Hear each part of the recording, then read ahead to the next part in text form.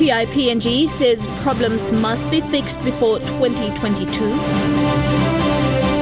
HIV and AIDS support project a success. And APEC Disaster Management meet underway in Kokopo. This is the National EMTV News with Helen Sayer. Good evening and thanks for joining me for Tuesday's news. Bribery and intimidation continue to cause discrepancies in the voting process in Papua New Guinea. According to Transparency International (PNG), many underlying issues need to be prioritized before the 2022 national elections. This was among talking points when TIPNG presented its observation report on the 2017 national general elections at the State of the Pacific Conference in Canberra, Australia recently. It is in TIPNG's view that the 2017 general elections were flawed as reported by election observers and voters. According to the report, in 37% of polling places observed, observers reported that ballots were used by other people without their consent or presence.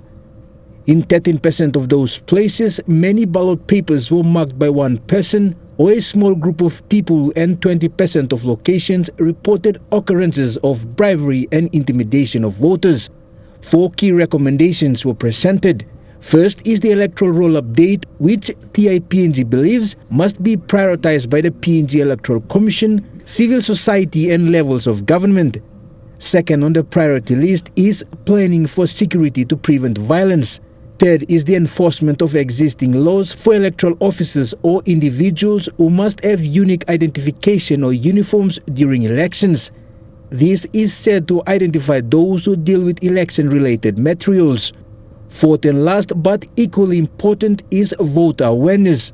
TIPNG wants proper awareness campaign in schools, workplaces and churches.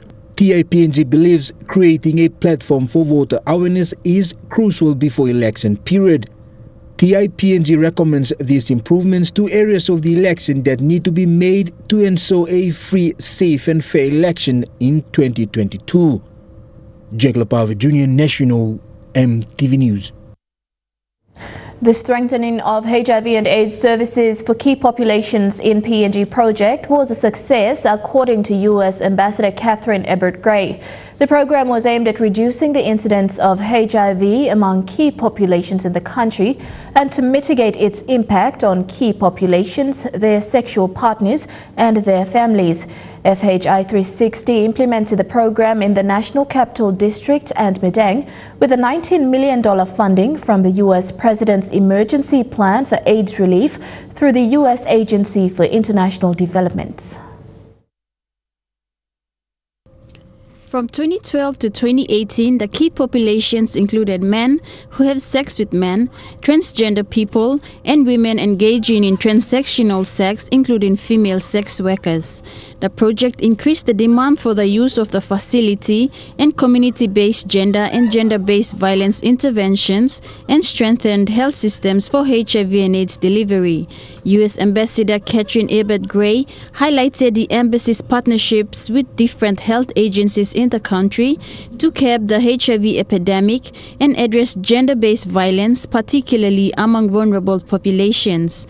Achieved remarkable progress, in my view. Progress related to HIV prevention, care and treatment, and to addressing issues of related gender-based violence.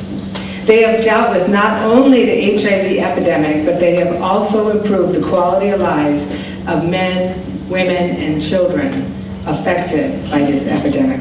According to recent studies, these key populations, of course you all know, the population of sex workers, men who have sex with men, and transgenders have the highest rates of HIV and sexually transmitted diseases. The project, under the leadership of the Department of Health, focused on the vulnerable who are subject to stigma, discrimination, gender-based violence, and HIV. USAID Health Advisor Dr. Joe Velasco commended the government through the Health Department for the worked under to strengthen HIV services and identify key populations to help them access improved services. The initial activities were through direct service delivery in health facilities, supporting HIV prevention, counseling and testing, and care and treatment. This often required intense work in the community to detect and follow up patients. It also required special attention to gender-based violence, common among these populations. We are also proud to have supported the development of guidelines, protocols, and other tools to improve health systems. FHI 360, the USAID-funded implementing partner, worked in collaboration with the government, the U.S. Centers for Disease Control and Prevention, and the United Nations agencies, as well as NGOs, faith-based organizations, and community-based organizations on areas such as direct generation, direct service delivery, and technical assistance. Charlene Airy, National EMTV News. Correctional Services Minister Roy Biama today announced a new acting commissioner for the correctional services. This comes after Commissioner Michael Waipo reached the end of his contract today. Deputy Commissioner for Corporate Services Stephen Pokanis will act on this post until a new commissioner is appointed. Commissioner Michael Waipo today reached the end of his contract and will retire after 43 years of service to the Correctional Service of PNG. Correctional Service Minister said, as per the Correctional Service Act, an acting commissioner must be appointed from the deputy level. Therefore, the minister appointed Stephen Pokanis as the new acting commissioner whilst the position is advertised. The Minister for Public Servants, using the NEC delegated powers as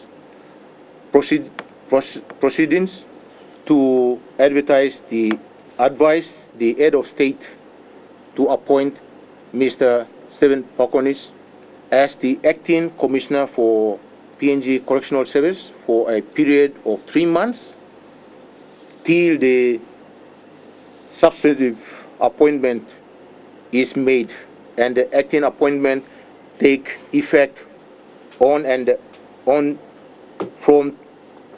25th September 2018. The outgoing Commissioner Michael Waipo thanked the correctional services for their cooperation with him during his time in office. After 43 years of service without remission, and I've come to the end now. I'm thankful that the government saw fit to raise me to be commissioner for the last 4 years, and I'm glad that I've come to the end now, and I will be exceeding with that. All respect, sir. Thank you. I'd like to thank the government of Papua New Guinea for keeping me, and thank the staff across the country who have served loyally under my charge while I was in. With those few remarks, I bid Correctional Service all the best into the future. The new acting commissioner Stephen Pokanis thanked the minister for his confidence in making this appointment and gave his assurance that he will work hard to make the correctional service a better institution. He said his main focus will be on educating the CS officers to see the institution moving forward. And correctional service is one of the discipline force organizations, and would like to see that officers have to stand up to take their full responsibility as correctional officers, not only as correctional officers but also as state officers, officers who should set example at all times, no matter whether it comes sun or rain. At all times, every correctional officer should set an example. They should be the ones who should be persevere amid all the challenges that we face. The minister urged all staff of the correctional service to give their full support to the new acting commissioner for the good of the correctional service and PNG as a whole. Rayon Lakingu, National EMTV News. Newly appointed Acting Correctional Service Commissioner Stephen Pokanis says CS headquarters is fully aware of the challenges inmates at the Lorengau jail are facing. The challenges include living in a condemned facility, despite health authorities suggesting that they move to a new site or conduct maintenance work on existing facilities. Inmates at the Lorengau Correctional Center in Manus are still living at the facility that requires maintenance work. The facility was condemned after a health inspection in 2007. However, 11 years have passed and the move to a new site has not started yet. Mr. Pokanis, the acting CS Commissioner, says they are aware of the issue. However, they will be addressing the issues one at a time. So I know what's happening down there. Yes, there is a report in place from the health, Provincial Health Authority, the building board, as well as the court orders of 2006 or 7. There is a little bit of work going on. The history, going back to the history, Manus Correctional Institution, when it started off with a block, just a building. There were no staff houses. So what happened was that officers, they went in there. The local officers, they went back to Manus and they built their own houses with their own money. The facility in Manus is old. The water and the sewage system needs an urgent upgrade, and the compound needs to be extended to accommodate the increase in inmates. There are just over 80 inmates at the jail. All are male prisoners. About 70% are waiting for their court hearings, while the remaining 30 are serving their sentences. We know the law, but let's look at the financial capacity. We just do not have that. If we have it, we can fix all these problems. So, allow common sense to prevail. We cannot send the prisoners out to other correctional institutions because overcrowding is everywhere. It's not only in one institution. And to transfer them out of their current location would also add to human rights issue where a prisoner is not, in direct contact with his or her family, and as well with the social needs and other personal needs as well.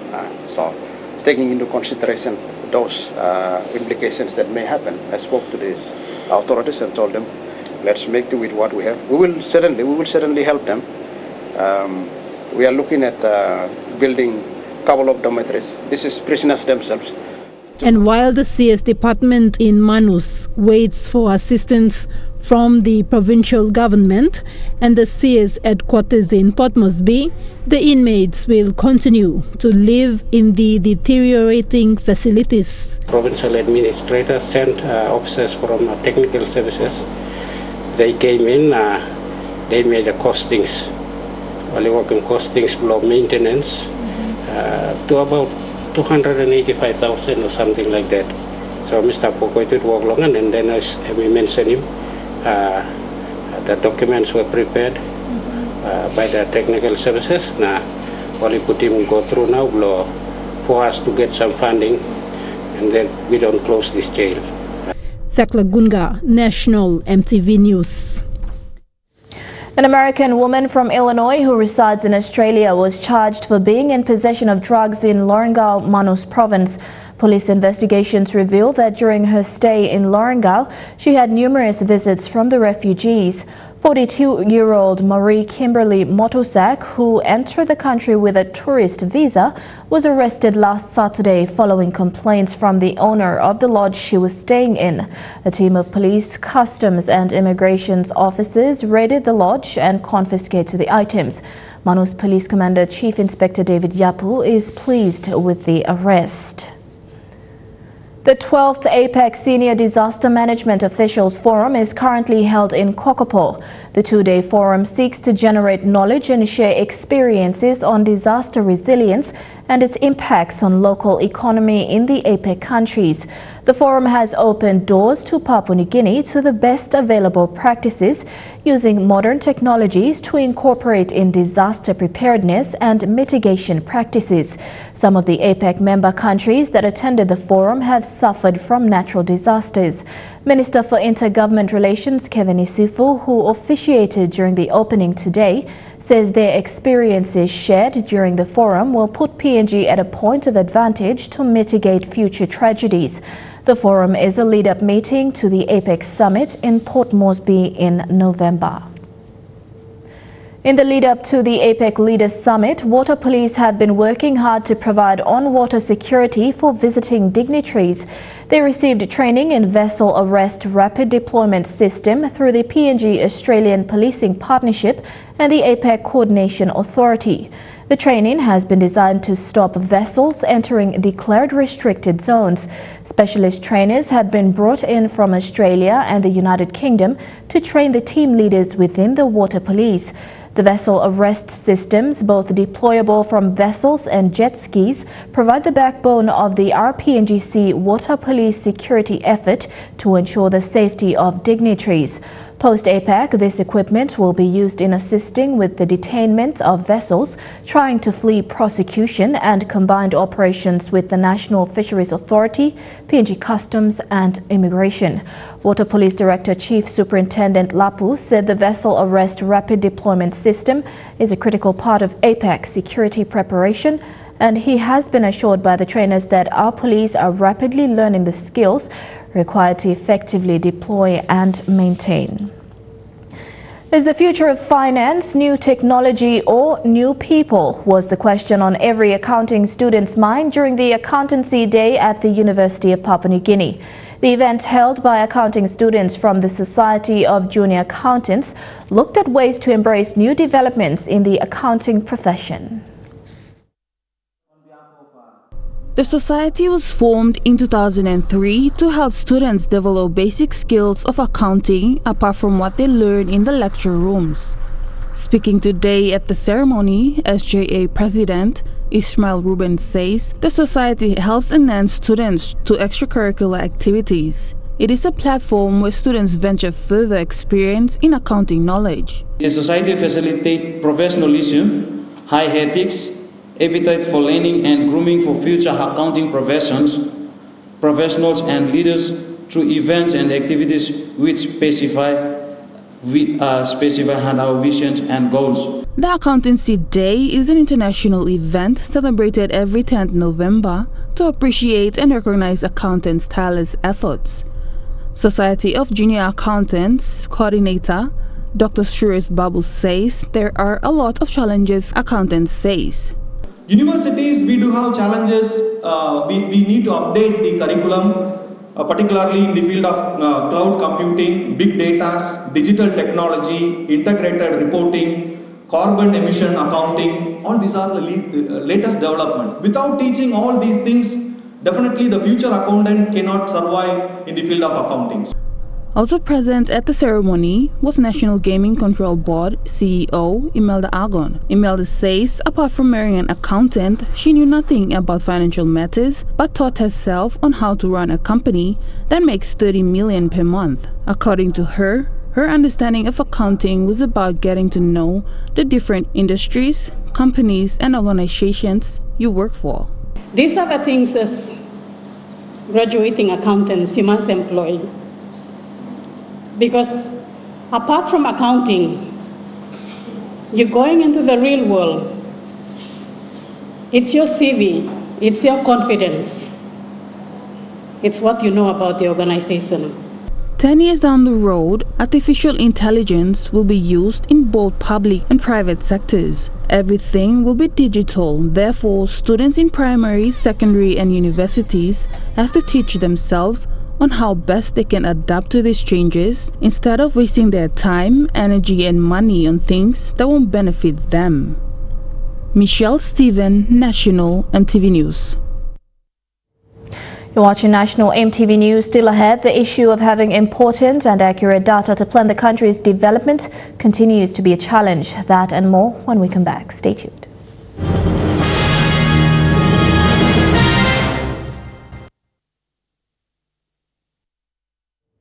Welcome back. Sharing of data between government organizations is important. The matter was highlighted in the recent Civil and Identity Registry Bill review.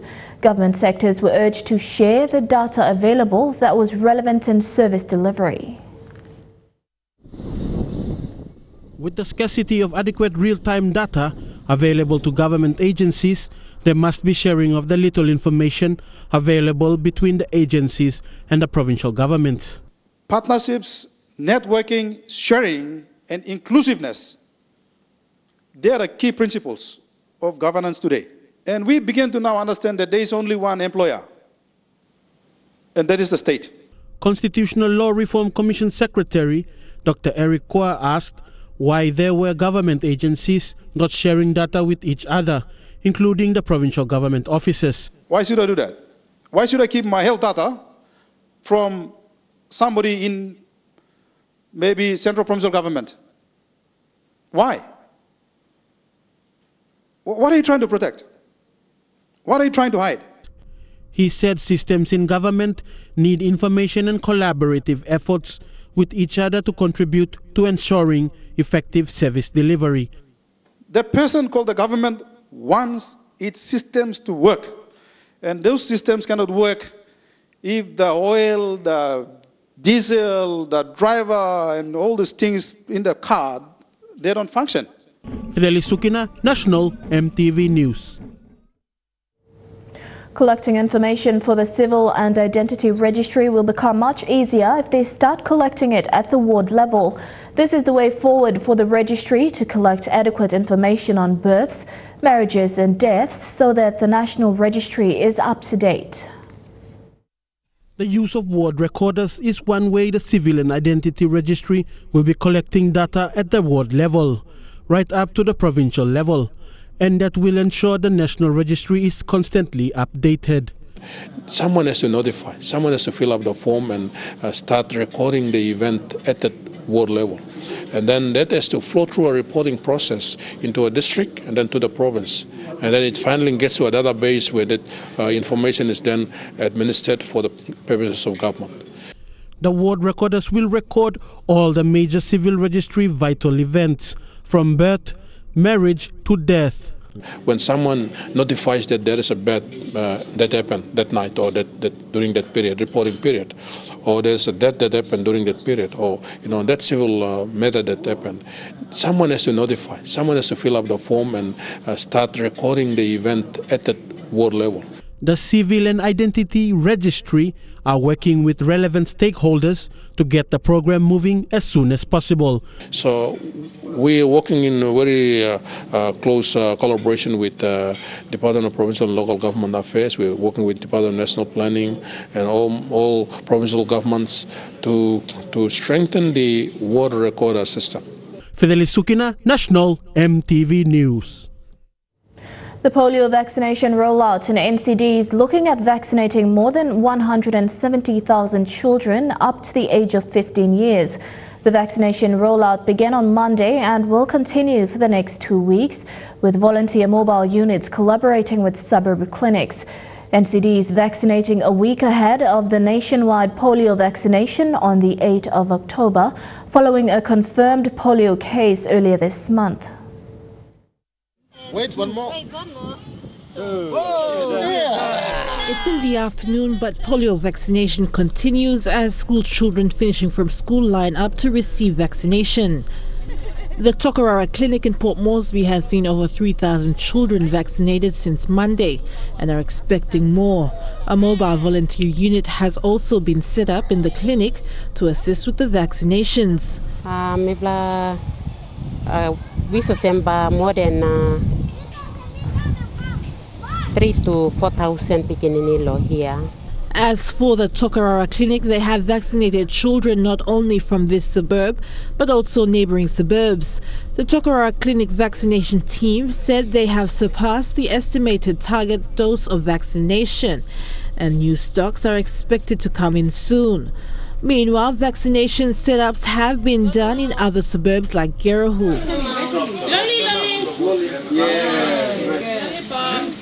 On the 6th of September, a child from the 5 Mile settlement in NCD was confirmed to have polio. The National Department of Health with stakeholders have begun a prevention measure. Parents and guardians in the National Capital District are asked to bring in their children to the nearest clinic or public area where vaccinations will continue until the 8th of October. Adelaide Sirox Kari, National EMTV News. Inga Provincial Police Commander Joseph Tondop is urging leaders in Inga Province to provide the best leadership to their people. In a community consultative meeting with stakeholders recently, Tondop said he will provide police leadership to his best. PPC Tondop is trying to change the mindsets of the people in Enga to leave tribal fighting and excel in life. The community consultative meeting was the first to be held in Enga province. Enga PPC Joseph Tondop hosted the meeting to address law and order issues in the province. Stakeholders from ward councils, church pastors, village courts, public servants, business houses and members of the public attended the meeting to identify the causes of tribal fighting in the province. Tribal fighting, what people are heavy inside the community now. Plenty of investments, plenty of schooling passed because of tribal fight.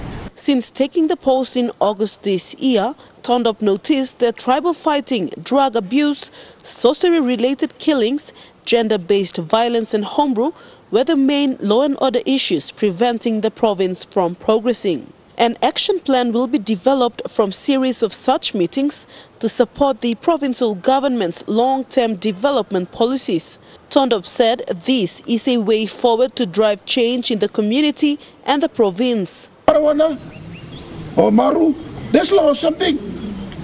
You planting or some legally something, that's all. You must action. You must now police now community must work pung one time now you must stop him all his life. PPC Tondop urged everyone to work together to strengthen law and order in the province and ensure effective policing service is reaching the rural population. Vasinata Yama, National EMTV News, Mount Hagen. A recent workshop involving all managers in the City Pharmacy Limited group of companies was focused on improving its customer service right throughout Papua New Guinea. The one-day conference held in Port Moresby was on CPL's transition into achieving a list of priority goals. Much of these goals are focused on creating career pathways for its employees. We want to go. Over 200 managers and senior employees of CPL participated in the Business Transition Conference. They include representatives from the hardware, pharmacy and IT departments. Dawalea Lovett, CPL's marketing manager for the hardware department, was one of the participants. This was basically an opportunity for all our managers in the hardware house business to actually come together and share ideas and actually discuss plans on this transformation plan for the group going into for 2019. CPL and its group of companies have grown to become one of the biggest supermarket chains in the country, with outlets operating in other provinces. And the number of its employees is also growing. More of a human factor more than just the actual transition itself. So getting people's mindsets in the right position towards the change, and then hopefully that will affect our customers as well and make us better Papua New Guineans at the end of the day. The conference is part of CPL's transition into a company more focused on improving its customer service and supporting local employment. The first thing that comes to mind when people talk about transformation is really the rebuilding of the infrastructure for CPL in regards to its stores and its warehouses. But more importantly is the transformation we're trying to undertake with our staff. So we're going back now to the basics of how to do retail management. We're going back to the basics of leadership. We're going back to the basics of managing our people in a way that CPL now will provide careers, succession planning, and a real adventure for people to take into. Thakla Gunga, National EMTV News. You're at Tuesday's news. Stay tuned for more stories coming up after these messages.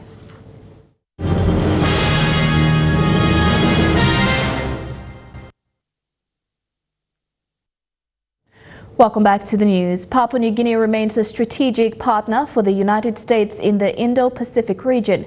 This was reaffirmed by U.S. Navy Undersecretary Thomas Modly during his visit to the country. He concluded his two-day visit this afternoon with a tour of the PNG Defence Force Lancron Naval Base. Undersecretary Modly concluded his two-day tour in Papua New Guinea with a visit to the PNG Defence Force Lancron Naval Base.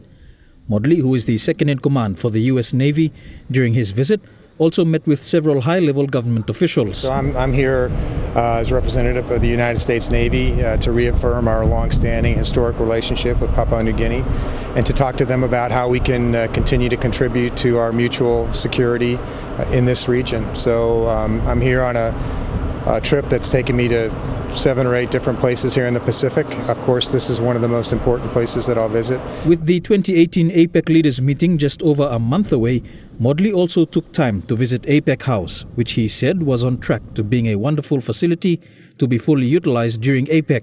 It looks like a beautiful and peaceful place, and I hope that's what can be discussed there and to generate greater prosperity and a peaceful future for the people of this region. Undersecretary Modley's visit to PNG comes at a time when the US and its allies are looking to strengthen their relationship with the country, especially in the face of a perceived increasing influence from China. According to Modley, Papua New Guinea remains a critical and strategic partner for the US and its allies now and into the future. Our new national defense strategy really emphasizes us strengthening and building partnerships and alliances, and so this is just part of that effort for someone to come out here and particularly show that America is very interested and committed to this region, and so that's why I'm here. Meribatulo, National EMTV News. A group of city cleaners in Lae said employees of a real estate company destroyed their flower garden on reserved land, claiming that the company was trying to take over the area. The land is currently used as a place where pedestrians rest when conducting their normal businesses in town. The company's property manager said they destroyed the flower garden because people were using it to do illegal activities that might affect the tenants. This is the reserved land situated in Lae's Top Town area.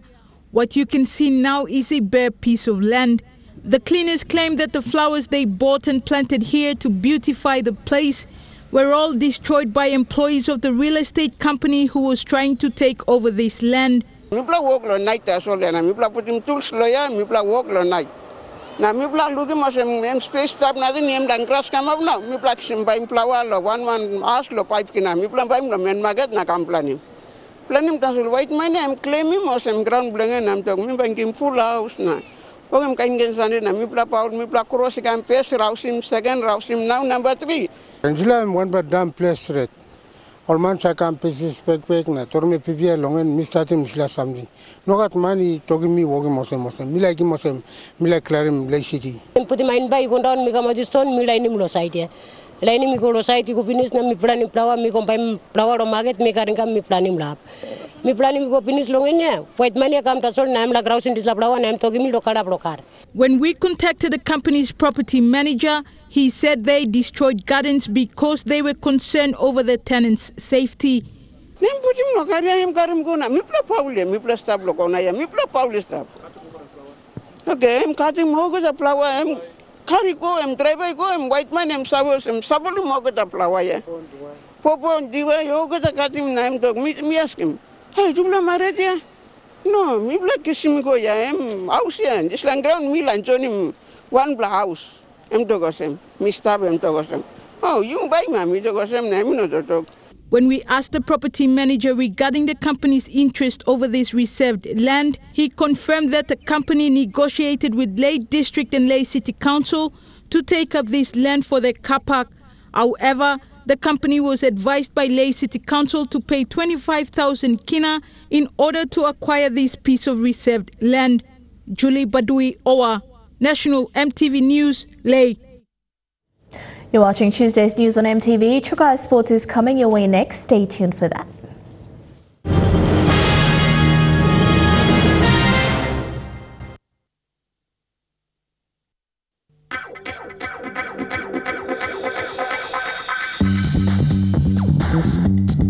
Trukai Sports.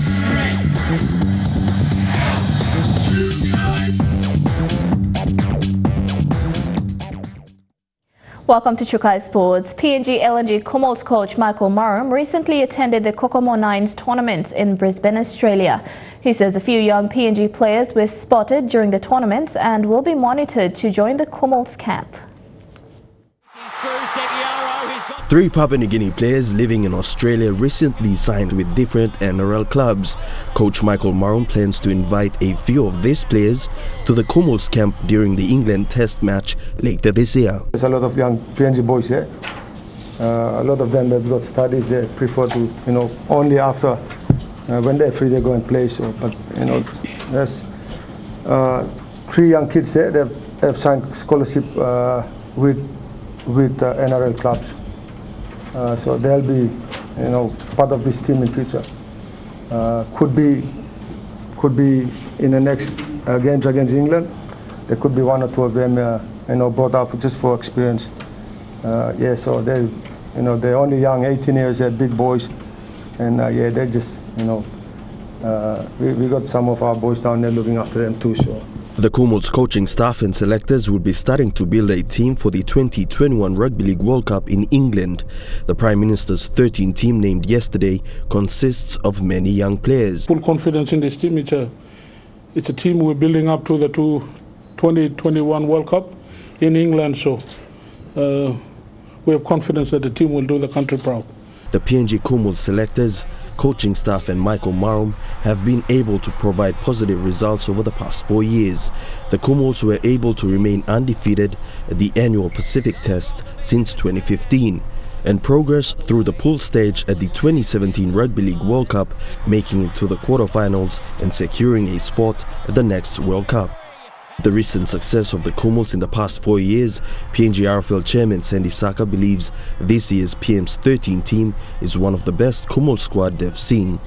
They've looked at they've set a standard over the last 4 years on player requirements to participate at this level. They've looked at players both internationally and locally, and for the first time, I'm proud to say that with the support of the CEO and us, we worked with the NRL in Australia and the Rugby League International Federation for the first time for us to put our best team forward. Elijah Levette, National EMTV Sports. The Oil Search PNG Orchids team to take on the Australian Jillaroos was named today. The team consists of players from Australia and the different zone confederates. A 20-member team was named today to take on the Australian Jillaroos next weekend as a curtain raiser to the Prime Minister's 13 match.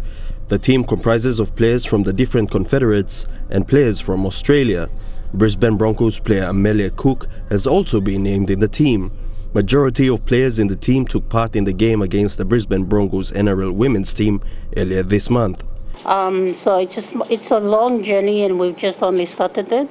And we're excited about it, and we thank Oil Search for their continued partnership, which has made it possible for the Orchids to progress this far in such a short time. The team will assemble into camp on Thursday to start preparations. I've decided that we need a week and a half in camp.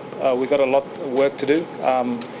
With our time frame, with everything that we had, we didn't get much opportunity to do a lot of work on the field. So Wesley says they will be having 2 training sessions every day, mostly working on defence. This time round, we're going to really get into our training. We've got 2 sessions a day for most of the days.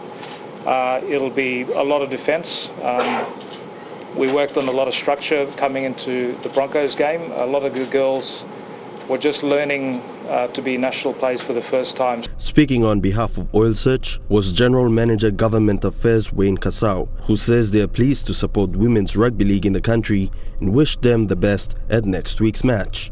We are certain that the partnership with Oil Search, with PNG Rugby League and with the Brisbane Broncos, thanks to the leadership of the stakeholders in this room, has created a pathway and will certainly enable our women to dream and to aspire to be like Amelia Cook. So on behalf of our Managing Director and our management team, we wish all the players who have been selected in the team every success.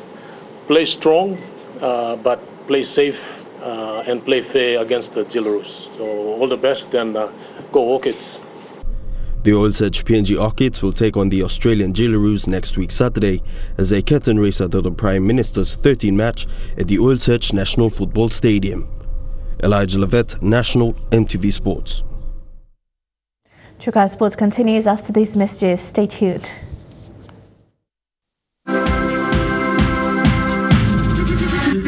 True Kai Sports. Welcome back to True Kai Sports. The rugby league world remains divided just hours out from the decision that will just decide how Melbourne Storm great Billy Slater ends his career. Now, Slater had to leave the Storm's training base in Melbourne today to depart for Sydney to face the NRL judiciary after being cited for a shoulder charge on Sharks winger Sosaya Feki. Whether he should miss this weekend's grand final, still a split call from some of the game's greats. The problem I've got, that if it's not Billy Slater and it's not a preliminary final and we're not leading into a grand final, I've seen that happen half a dozen times this year and no one's been charged, not even penalised. I think it's a shoulder charge. That's a shoulder charge. It's a great tackle. You know what a great tackle would have been there? A right shoulder tackle. That's a perfect opportunity for a right shoulder tackle. You put your head behind a right shoulder tackle. I don't think he had time to do that. It would have made the height. The man who will oversee tonight's hearing is Sydney lawyer Jeff Bellew. Coincidentally, almost 10 years ago to the day he was unsuccessful in clearing Cameron Smith to play in Melbourne's run to the 2008 grand final. The NRL Grand Final will take on some extra importance for Kiwi French players, with coach Michael Maguire conceding there's still time to play their way into the team. Maguire names the Kiwis, who will take on the Kangaroos next month, but one of his biggest names already out of the mix.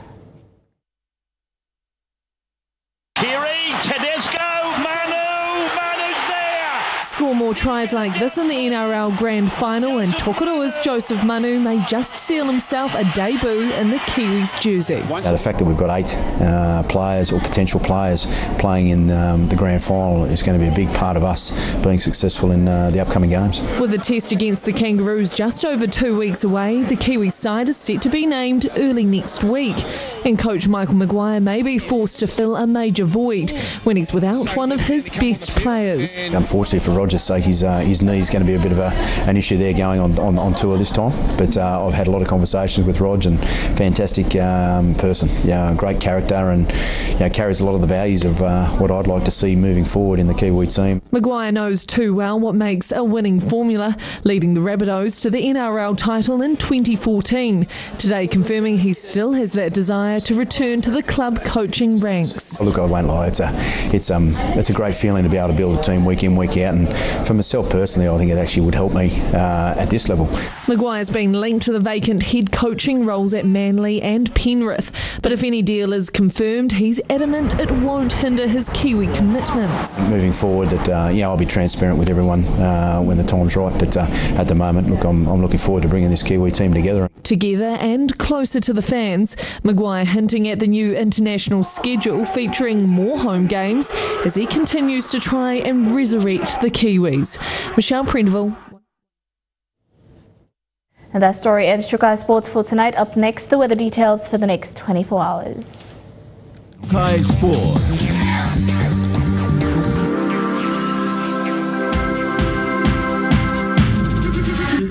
True Kai Sports. The weather details were proudly brought to you by Dulux, celebrating 50 years in PNG and the only paint made in PNG.